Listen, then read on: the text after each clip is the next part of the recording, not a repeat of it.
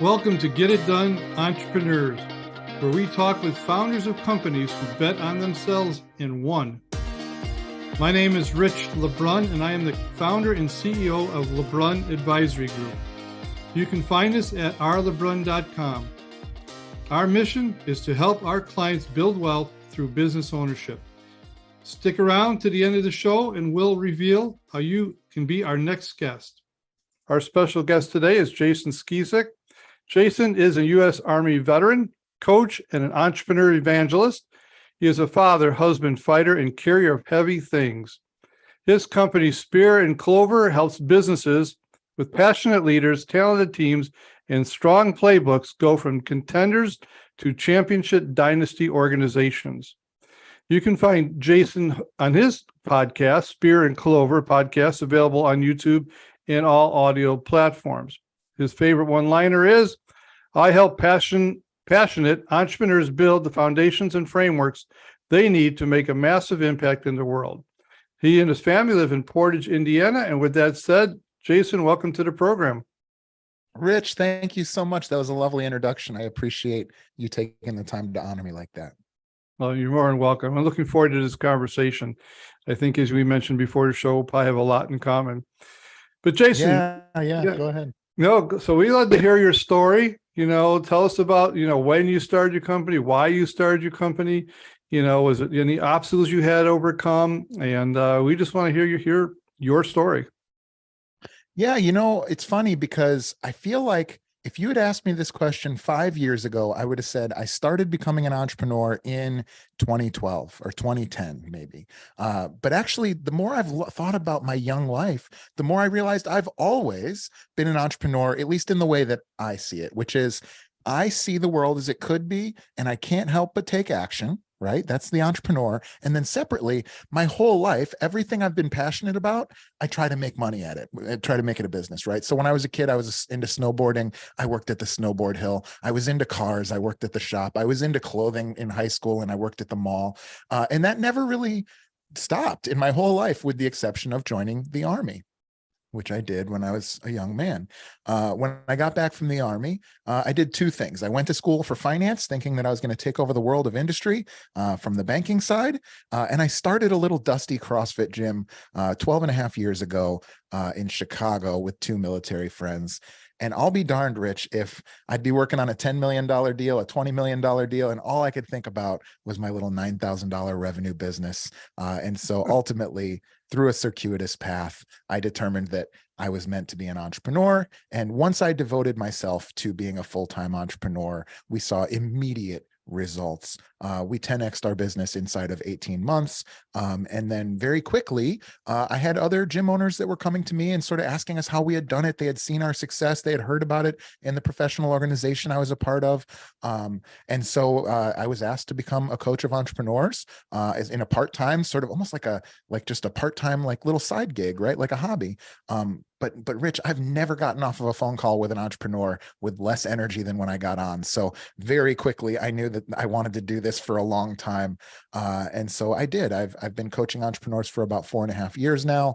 And ultimately have just recently launched Spear and Clover and our program Dynasty Defined for Entrepreneurs. So very, very excited to be an entrepreneurial evangelist. Okay. So you obviously hit the passion button, obviously pretty quick. Yeah. All right.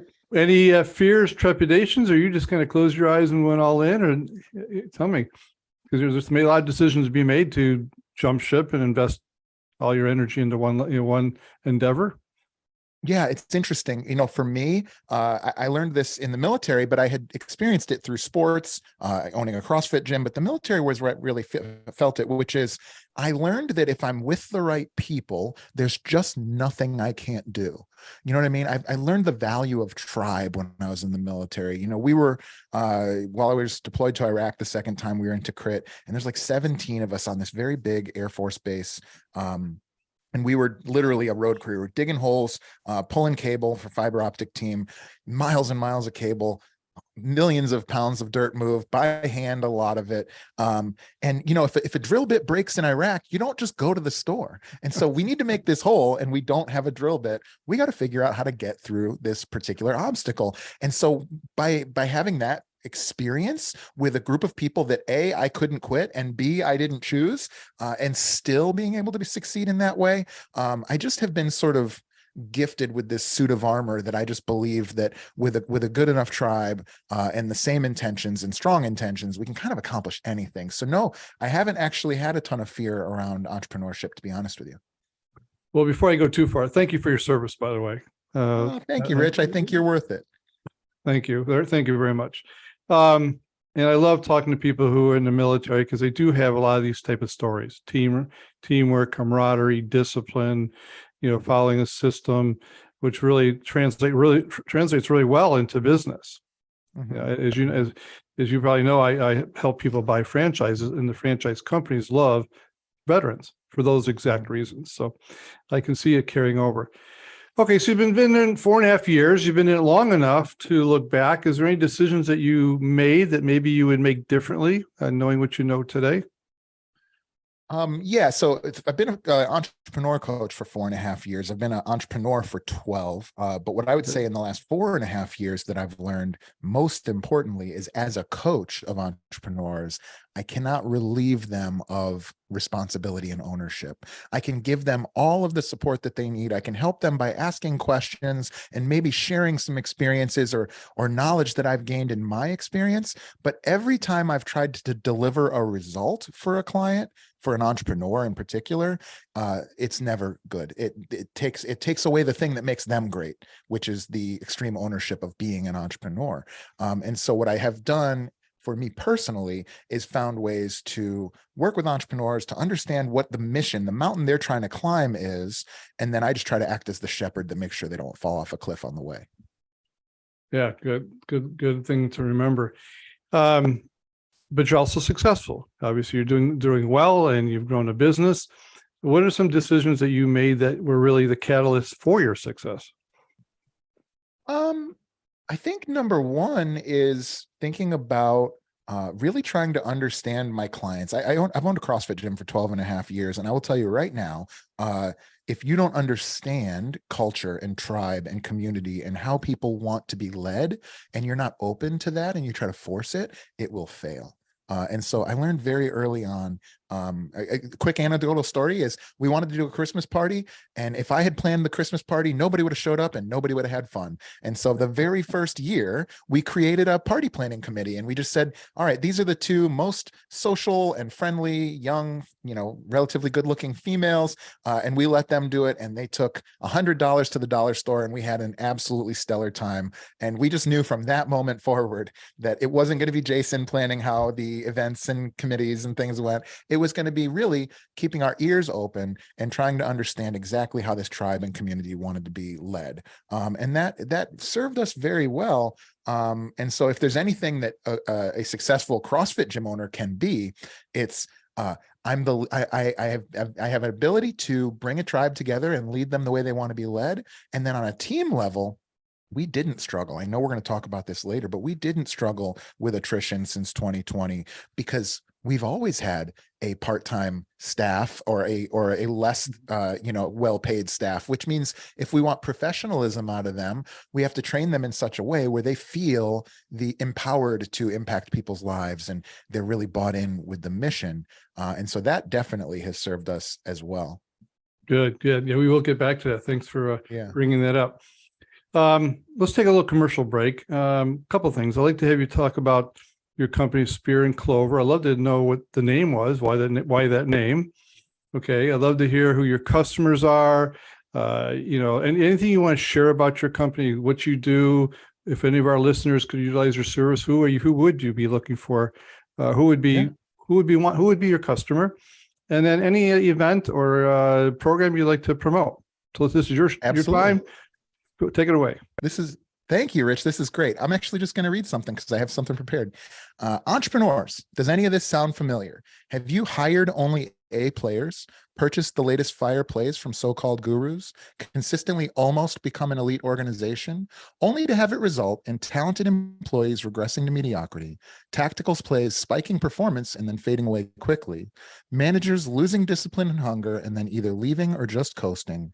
Do you really think the difference between you and the industry leading team is a hire or a slick new marketing play? That's the same tired crap my Chicago Bears have shoved down my throat for over 30 years. Meanwhile, the Green Bay Packers have had two coaches in 50 years. They've had two quarterbacks for 20 years, and they're a contender no matter who's on the field every single year. Many leaders buy the best playbooks, they draft the best talent, and they hire the best coaches, and year after year, they return without trophies. Who could blame them? Most business coaches, consultants, and so-called gurus only sell tactical playbooks designed to provide a brief spike followed by a return to business as usual. The truth is, winning is simple. You need a clear North Star supported by managers and role players that have absolutely zero uncertainty about how they can help the team win today. Our simple program helps you become a dynasty organization from top to bottom. Dynasty Defined not only helps you structure a team that's capable of consistently winning championships, but once you do, they'll be writing their own playbooks, recruiting the best talent, and calling their own plays from the field. The choice is yours. Continue to hope that the next hire or brand new marketing play will finally solve all your problems, or commit to winning permanently, roll up your sleeves, and let's get started defining your dynasty. So I don't know if that was a little more formal than you were looking for, but that's what we do. That was about the best commercial break I've had. Thank you, sir. I appreciate that. And being a Chicago Bears fan and my son-in-law being a Packers fan, you spoke right to my heart. So that's exactly right. Well, and can I unpack that for you real quick? Yeah, sure. That was what came to me is I took a year retirement between I sold two businesses in the last couple of years, and I took 1 year off to spend time with my family and start a podcast. And when I went to think about what I would start next, I asked myself one question. It was, what would I stand on a mountaintop and beat my chest and fight over? Like, what would I defend? And those things are kind of boring, right? Their core values, their mission, foundations, the foundations of a business that, like I said in that ad read, that people don't typically find sexy. But in sports, we do. In sports, we flock to those things, those dynasty organizations, the New Zealand All Blacks or the LA Lakers or the New York Yankees or the, Dallas Cowboys. And so that's where Dynasty Defined came from was, in business, maybe people don't think of it in that way, but our culture has promoted this idea of a dynasty in a very sexy way. So I thought that would speak to my avatar, which is folks like that are listening right now. Yeah. We actually, my son-in-law and I had a good conversation about our sports teams. And he made exactly that point. The Packers had 3 quarterbacks in 20 years, and Chicago's had like 30. So, and how does that work? But so fantastic analogy. Okay, so here we are, 2022. You've been in business long enough. You've made it through one great recession we've had, but I've never seen a year where we've had so many headwinds at the same time. Okay. And we're all navigating. I'm navigating. You are. Everybody on this podcast who's been one of my guests are navigating. But I'd like to hear what you're doing. Do you see this as a time to grow, to invest, to expand? Is this time to retreat, to hunker down? How are you navigating this time for your business? I'm not immune to fear when I see headwinds coming or obstacles or struggle. But very quickly, when 2020 happened and continuing to this day, it occurred to me that in any sort of macro environment, it's not the macro environment I have to be concerned with, it's my competitors. And if I can solve problems better and execute at a higher level and show up every day as a more professional and better version than my competitors do, I have nothing to worry about. If I can show up for my team in a better way than my competitors show up for their team, well, then my people will stay and their people may want to come over to me. And so what I've found is it's the old story about when you're at a campsite and a bear walks in, you don't have to be faster than the bear, right, Rich? You just have to be faster than the other campers. And so, when they shut us down, I just knew instinctively that there's just no way that everybody in my industry was going to outperform me. And I know that not because of like some inherent confidence. I know that because of the day in and day out training that we do, the thought that goes into it, the care and the time that myself and my team put into what we do, whether you're talking about fitness or whether you're talking about helping entrepreneurs, there's just nobody that's gonna beat me. Just like nobody's gonna beat Kobe Bryant at the free throw line. He takes 1,000 free throws after he wins the game. He's not focused on winning the game. He's focusing on making it that he could never miss. He could never put himself in a situation where that would be a problem. Does that make sense? Oh, it does. It does. If you look at any great athletes, Tiger Woods hits 1,000 golf balls before he goes out there and golfs. And I love the fact, I love the thought, if we say from the COVID era, the strong survived and thrived. The weak went away, the stronger kind of gobbled them up.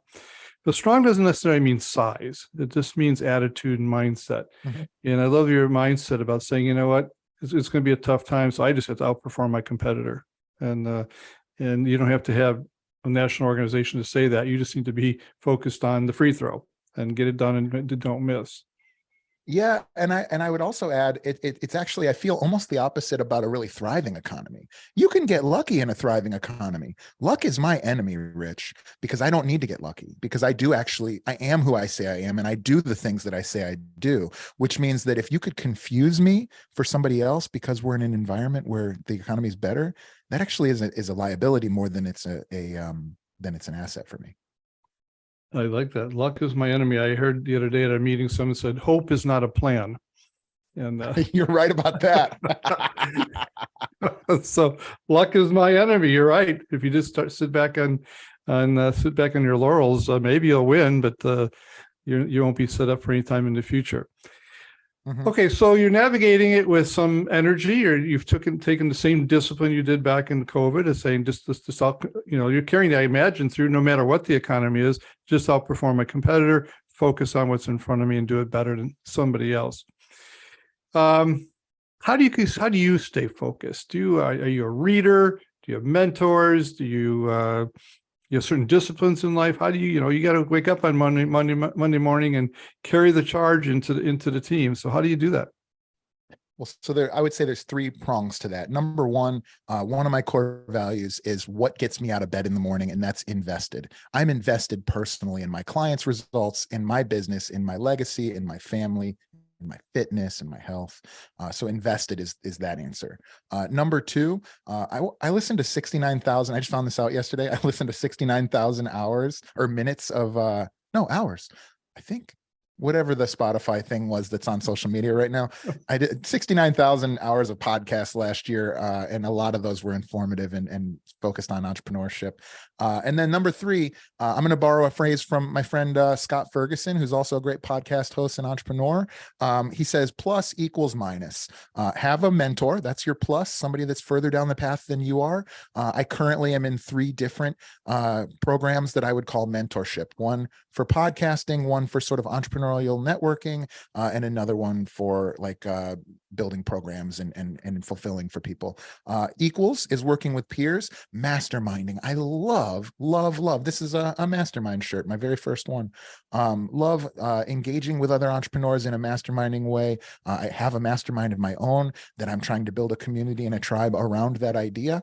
And then minus, reaching down further behind you in the path and helping somebody who's working hard like hell to try and catch up to you on the trail. And I have a small group that I mentor that are local guys that are younger entrepreneurs. And I've just found maybe the most reward from doing that, because it helps me I feel good for helping somebody, but it also helps me to look at things with fresh eyes from different angles. So the dimension with which I understand the things that I previously thought I knew has increased substantially since I started doing that more.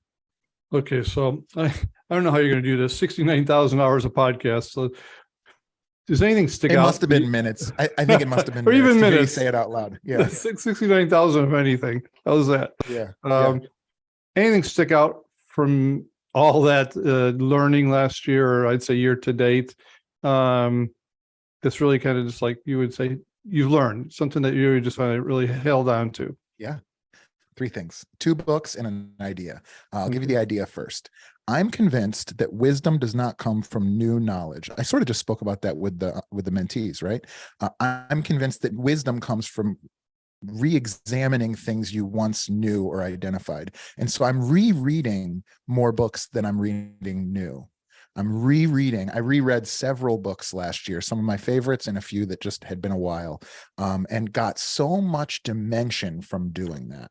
That's the first idea. And then the two books that I read last year, one was a reread and one was not. Essentialism is a fantastic book for entrepreneurs who want to cut through kind of the BS and really just get to what I call winning is simple, which is, kind of our tagline for my business. And then the third book is Never Split the Difference by Chris Voss, which I just reread and just absolutely love. Yeah, I've read both those books and I love both those books. Yeah. My whole negotiating strategy for years was getting to yes until I read his book, Never Split the Difference. And he had a lot more. He had a lot more on the line than I did. So when he was negotiating hostages, type situations. So fantastic. Okay, so our listeners are twofold. Jason, they are people like yourself who own companies and are really kind of saying, you know what, I do think this is a good time to invest. I'm maybe thinking about adding an additional revenue stream, not really sure. What would you say to them? Would be one question. And the other group of listeners are people at corporate America saying, you know what, is this time? The economy is crazy. Should I jump off? I've always wanted to be my own boss. Speak to them too. So two different type of listeners. Yeah. So for that first person, if you're already a successful entrepreneur or just an ongoing entrepreneur, I'll kind of get tactical here. I would say if you're in these two camps, then these are two opportunities for you. Number one, if you have cash, right now is the time to get into physical assets, right? Cash is cheap. Assets are going to continue to hold value and expand. So yes, absolutely. If you're sitting on cash, expand. If you're not, I wouldn't be borrowing money to try and expand into revenue streams at the moment personally. And then the second group of those people, same people, would be if you're a subject matter expert, there is an enormous untapped resource in gaining notoriety, platforming yourself, and monetization of that. And we're doing it right now, Rich. You don't have to have a podcast to be on podcasts talking about the thing that you're passionate about and you're an expert in. And so if you're listening to me talk and you're like, oh, I could do that, you could. And I would love to tell you how to do it. It's not something I sell. It's just, I'd love to tell you how to do it. I mean, Rich and I do it. And I'm sure I can just tell by the look on your face. We love it. And there's a lot of folks out there who just need this little push. If you're that person and you really know something and you can talk about it well, going on as a guest is terrific because you just get to pull the pin on the grenade and then walk out, right? You get to go show up to the show. And now when I leave today, Rich has to figure out how to get it edited, how to promote it, how to find the audience and all of those other things. And I just had to show up and talk with him. The second group is people that are entrepreneurs. And I would just say this. Number one, no thing that I can tell you is going to motivate you to whether you should or shouldn't be an entrepreneur. I would just illuminate one thing for you as you decide to make that decision. There's 3 ways that you can make money broadly. One is to be employed by a company where you have a limit on your upside, but you have this backstop of security. You have benefits and a salary and a guaranteed this, and you don't have to make payroll for a bunch of people. Boom, boom, boom. That's great. Not my choice, but it's great. Number 2 is you can be an entrepreneur where you create a money machine and you feed that money machine and it grows wealth for you. That's great too. That's my preferred method of life. The third is the one that so many people set out to be entrepreneurs and end up falling in, and that's self-employed. In self-employed life, you get the worst parts of both of those things. You get to energize a job every single day and do the work, but you never get any backstop or security or benefits at all. And so my recommendation, unless you're just super passionate about doing the oil changes, is to either work for Lube Pros or start a competitor. That's really well said, by the way. Oh, thanks. I'm glad I got this recorded. I appreciate you, Rich. Thank you. Yeah, no, that was very, very well said. My guess is, do you in your coaching program, do you move people from self-employed to entrepreneur? Pretty much, yeah. Yeah. Yeah. So what I do is, as we talked about earlier, is I help them to build dynasty organizations that will continue to win championships and work their way into the Hall of Fame without reliance on anybody that's on the field or anybody calling the plays. Perfect. I want to zero in again on who your customer is. So make sure people who are listening, is it a solo entrepreneur? Is it a certain size companies, so many employees, certain revenue size? Yep. Who is your customer? So I'll give you the stats first, and then I'll describe them. So typically I say, $500,000 to $3 million revenue companies that are service minded. It doesn't have to just be a service business, and they're passionate about the thing that they do. But what I would really say is, if you're the type of person who can break through walls and has to wear all the hats and you have magic between your ears, that's what got you from point 0 to point 1. It's what's stopping you from getting to point 2 and 3 and beyond. And so what I do is I help those folks to take the magic from between their ears, pump the brakes for a second, codify that magic into science, and now we can scale it to a team and then the world. That's fantastic. Fantastic. Imagine, I would say, for the sole entrepreneurs, the independent consultant, or whatever, are they stuck in the self-employed box, or can they get to the entrepreneur box? It just depends. I mean, anybody can. I just had okay, perfect. I literally, before this call, just got off the call with somebody who I won't mention, but what they do is they create programs that takes that magic and puts it into video form and worksheet form and seminar form and tries to recreate that. What is a book? A book is, some expert who's a magician scaling their impact by codifying that magic into science. What I'm doing is helping to do that for entrepreneurs in sort of a day in and day out basis, right? And so anything that I do, and I learned that from this group, from the Barbell Mastermind I went to.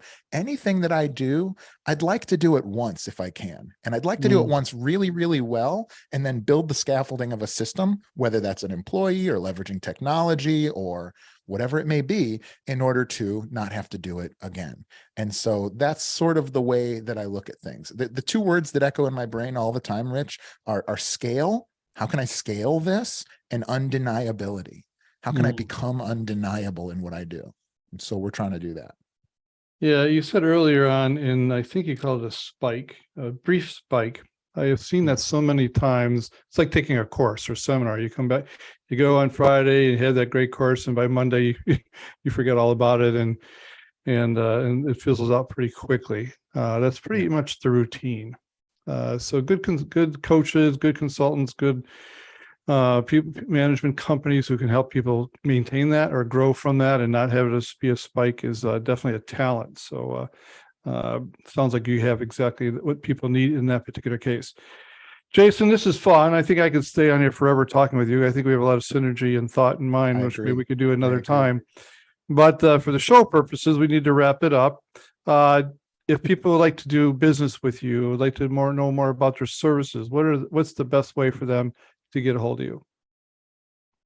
Well, the first thing I want you to do is, if you're still listening to this podcast and you've listened to any of the other ones, you like this show. And so I'd like for you to go to Rich's website, go to his podcast page, subscribe, like, follow, and share it with a friend, because he is pouring his heart into this program to give it to you for free. And if you still have energy, then you can find me at www.spearandclover.com. My platform of choice is Instagram. I'm Spear and Clover, or Jason Skeesick on Instagram. You can find me on LinkedIn, and as well as any other platforms socially. I have a YouTube channel, and my podcast comes out weekly, and it's available across all audio platforms. Perfect. And we'll put all that in the notes as well. But I forgot to get clarity on this question. Spear and Clover. Oh, come on. You got to give us, you can't leave this hanging. How did you get that name? Okay, so Spear and Clover is a tattoo on my forearm. It's a symbol. If you remember, Prince was the artist formerly known as Prince. This is my personal symbol. It's existed since long before I started a podcast or created a business. And what it stands for, it's a core value tattoo. So I live here in the Indiana Dunes National Park. That's my backyard. And so every week as an entrepreneur, I go on a solo mission, which is a ruck march with my dogs. And I go for a ruck march. So one day I was going on an 11-mile ruck march. I had a 40-pound pack on my back and a 40-pound log on my shoulder. here and I'm military mindset. I'm laser focused on achieving my goal. I'm hoofing. And the dogs, they're spirit of the puppy. They're running out into the woods and then they come back and check on me. They're running out into the woods and they come back and check on me. They're having the time of their life. And they probably did 22 miles that day. And so it just occurred to me in that instant, Rich, that that's me at my best. I'm not just laser focused on achieving my goals at all cost, but I'm also taking time to enjoy life as it's happening. I'm high energy. I'm meeting new people. I have hobbies. I do jujitsu 4 days a week usually, and kickboxing. I schedule in those things before I schedule in my time for work. And so it's really important for me personally, but also the people that come on my show, and a lot of times the people that I work with in my business, that they're not just executing at a high level, they're also taking time to live a full and happy life. That's fantastic. Jason, thank you again on behalf of our listeners here for you to take your time and to share your wisdom. And I'm forever grateful for your service in the military. I never want to take that for granted. Rich, thank you so much. And I am forever grateful for you bringing me onto your show and lending your audience to me for this hour. Great. Well, have a great day. You too, sir. Rich LeBrun here. Thank you so much for listening to our podcast, Get It Done, Entrepreneurs. If you are a successful business owner who would like to be on this program, please visit us at rlebrun.com/podcast and fill out the form and we will reach out to you. If you got something out of this interview, would you share this episode on social media? Just do a quick screenshot with your phone and text it to a friend or post it on the socials. If you know someone that would be a great guest, tag them on social media to let them know about the show and include the hashtag GetItDoneEntrepreneurs. I love seeing your posts and guest suggestions. We are regularly putting out new episodes and content. To make sure you don't miss any episodes, go ahead and subscribe. Your thumbs up, ratings, and reviews go a long way to help promote the show and mean a lot to me and my team. Want to know more? Go to our website, rlebrun.com, or follow me on LinkedIn, Facebook, and Instagram. Thanks for listening. We will see you next time.